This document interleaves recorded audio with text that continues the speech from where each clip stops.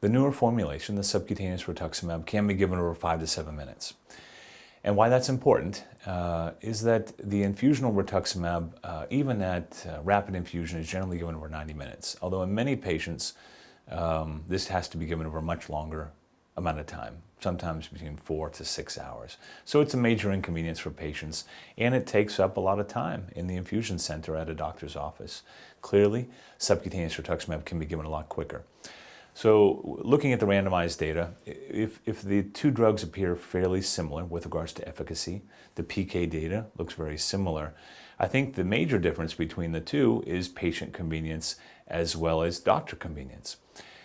So I think that when I'm thinking about, again, how this is going to change practice, I do think that doctors and patients that switch to a subcutaneous formulation of the drug will find it more convenient and probably will free up time in the infusion center at the doctor's office.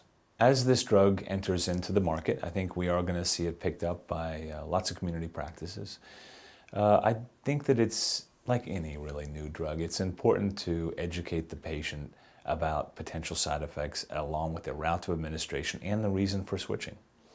So I think that probably, again, one of the most important things when practices are beginning to use this is to explain to the patients that this drug is very similar with regards to efficacy. I think there is a bit of a misconception that an infusional drug is stronger than a subcutaneous drug. So it's, again, important to point out that it's very similar overall responses, very similar complete remissions, and progression-free survival.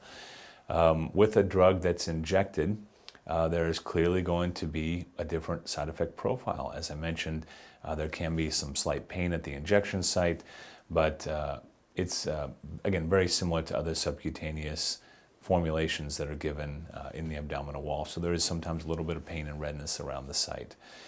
Now, some patients who have a phobia or are not crazy about needles may prefer to continue receiving intravenous rituximab, especially potentially patients that have a port or a PICC line.